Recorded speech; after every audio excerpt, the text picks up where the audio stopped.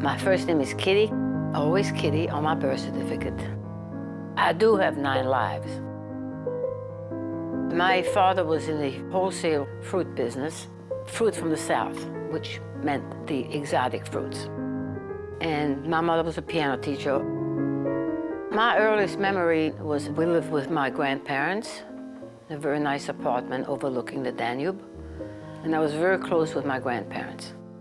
And every afternoon, they would take me across the street to the Lende, which was a park, and I would play with all my girlfriends. And life was good. Lasst euch Zeit! In 4 Monaten haben wir 1,2 Millionen beseitigt. I remember my parents always sitting by the radio and listening to speeches, to these loud speeches. I was a little girl, and I wanted to know why my parents were always listening to that, and not paying attention to me. Things were not going right for the Jews. And most people in 1938 saw the handwriting on the wall and left everything. My parents, unfortunately, did not see the handwriting on the wall. My grandfather always said, es wird vorbeigehen, it will pass. I remember standing by the window with my grandmother, and I asked my grandmother, why are we standing by the window waiting for my father to come home? And my grandmother didn't answer. Nobody ever answered my question. And that's why I became aware that something was up. This was Kristallnacht. There was a knock on a Friday night. My grandmother had just lit the Sabbath candles. And an officer came in and asked my grandmother if he could look over the apartment. The apartment was rather very nice, well furnished. He even liked the gorgeous velvet drapes. He especially liked those drapes and the view from the window. And then he said, I'll be in touch. And then they came for my father's business. So my father said, we better get out of here. I have no business, we don't have an apartment, and pretty soon we're going to be on the streets.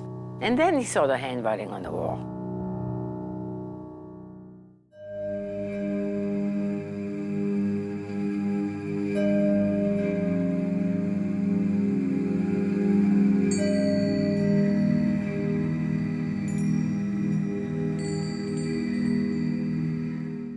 My father left first. He went to the border town of Aachen and walked with the guide at night across to Belgium. We followed with a little suitcase to look inconspicuous. My grandmother wanted to accompany us to the station, but my grandfather couldn't. He couldn't say goodbye. He stayed behind. But my grandmother promised that she would not cry or anything. She would not create a scene. She would just say goodbye. And I remember turning around, and she kept her word. She never turned around. And that's the last I saw of him. We got to Aachen and to the famous Schloss Hotel. The word got around that all the refugees from Germany and from Austria would meet there, hire a guide who got the Jews across the border to a country not occupied by the Germans yet. We were in Aachen for 3 weeks. We tried at least 6 times. We were always caught by the border patrol. My mother must have had a lot of courage, and she did. And finally, my mother hired a guide, and the cook of the hotel was Jewish, and he says, I might as well go too.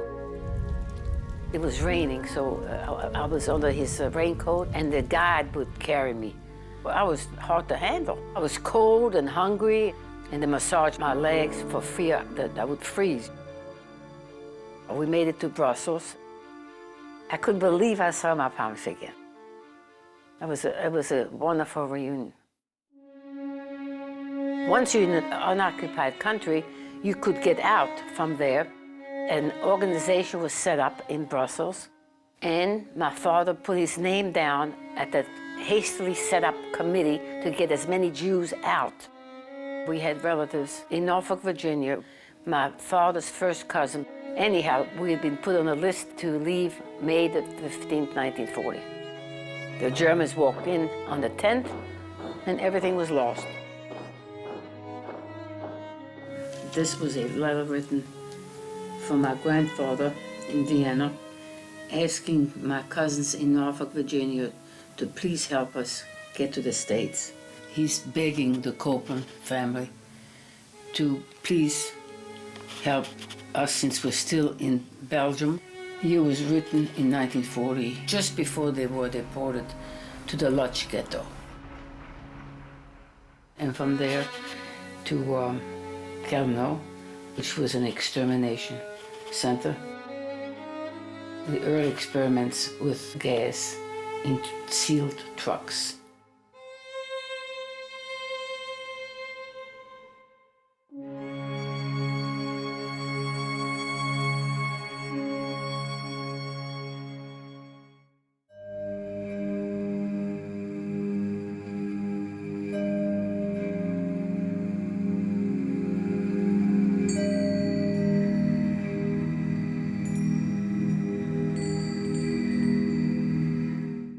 In 1942, the law was passed that all Jews had to wear the yellow star so that they could be detected.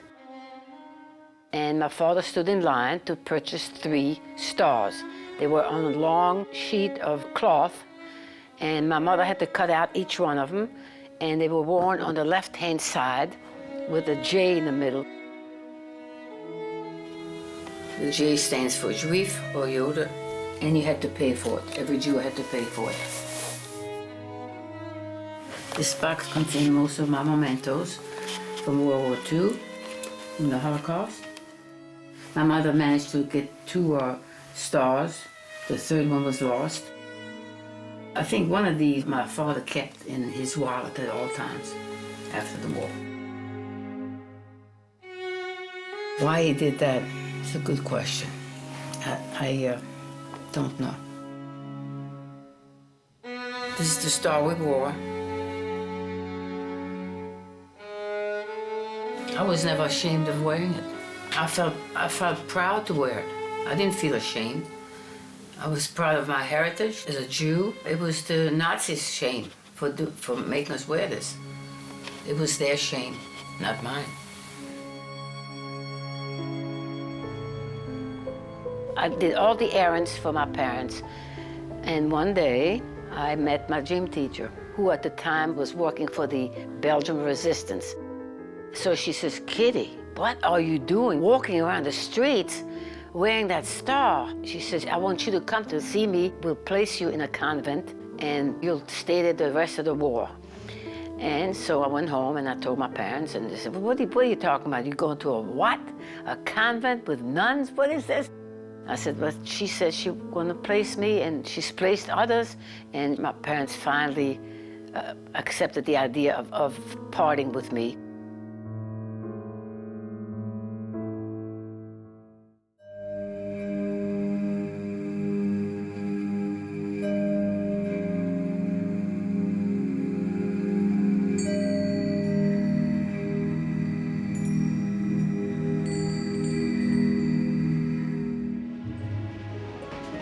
Mademoiselle Henrard, she said, "You meet me at such a time, I'll walk down the street and you follow me."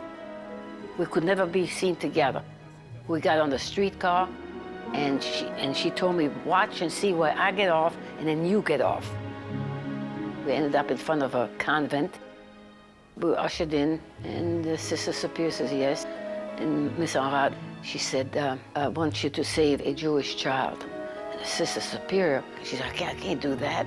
I'll endanger everybody, the whole convent, all the other sisters." Mademoiselle Henrard, she fell on her knees and she begged her, "Please take in one child, save one life, save a life. You know what they're doing, you know they're shipping them east." This went on several times in different cities. The last time, she said, "Pack yourself a nice little suitcase and a doll baby," which I still have. This is the doll baby that I carried when I went to the convents. I received this doll on my 5th birthday, and I named her Eva, and she went with me everywhere. She was my constant companion. I never left her behind. To me, she's still beautiful. That's all I had. The last time, on the way to the convent, Mademoiselle Henrard said, Kitty, your name is no longer Kitty Friedenbach, it is now Rosette Nizol. Do you understand that? I said, yes. And you're not Jewish, you're now Catholic. Okay, and repeat after me, what's your name? I said, Rosette Nizol? Yes, yes. Do not speak German. You never knew German. You don't know German. I said, all right. I said, just speak French. Miss Henrard rang the doorbell, were ushered in, and in walks the Sister Superior. And her name was Sister Marie Bernadette. She greeted Miss Henrard, and then she asked me, and you, what's your name? And I said the magic name, Rosette Nizol. And she took me by the hand. And so began my life in the convent. I was 9 years old. During the day, I was a nice Catholic girl going to confession. At night, alone, I said the Shema. Shema Yisrael, Adonai Eloheinu, Adonai Echad. And then I said, please bring back my grandparents, save my parents. And I said, bitte, bitte, please, please, to God.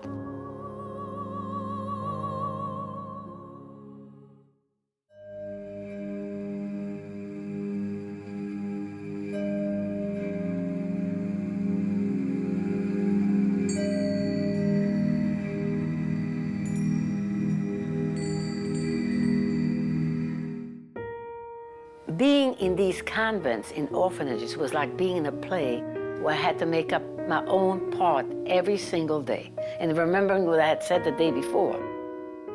Several times, I almost got caught. One time, I had a terrible ear infection. I ran a very high temperature, and I yelled out in German because I was hallucinating. And the next morning, they opened my curtain, and there was some snickering going on. I couldn't understand what I had done. I said, I must have done something. Rosette, tu parles l'allemand? You speak in German? I said, no. What did I say? Oh, you said, Mama, I'm here. Oh, I said, is that what I said? That's because of my aunt. I had an aunt before the war who traveled to Germany, and when she got back, I asked her to teach me a few words, and she taught me, Mama, I'm here. The 10-year-olds were all satisfied with that.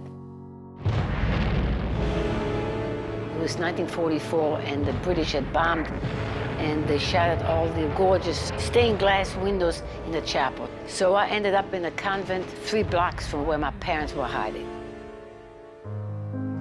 September the 4th, 1944, Brussels, Belgium was liberated by the British.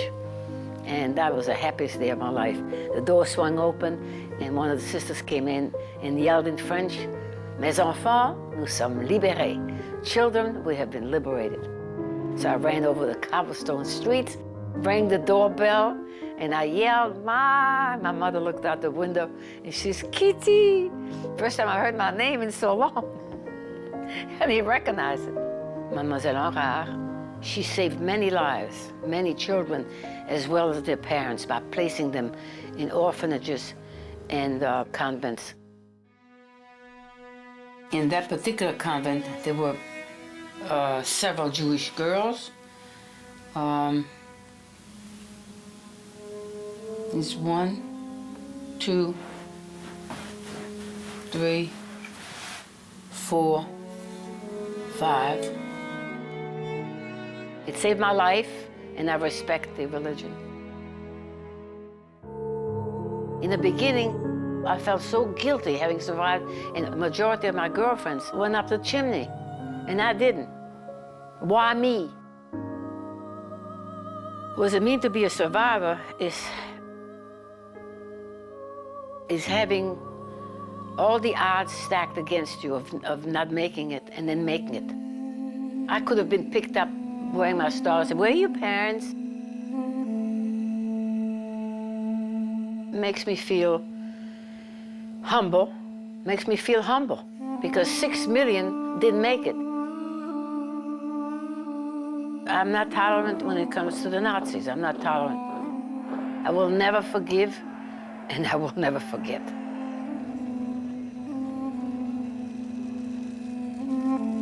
And still, I cling to my religion. My religion gives me hope. It does my heart good.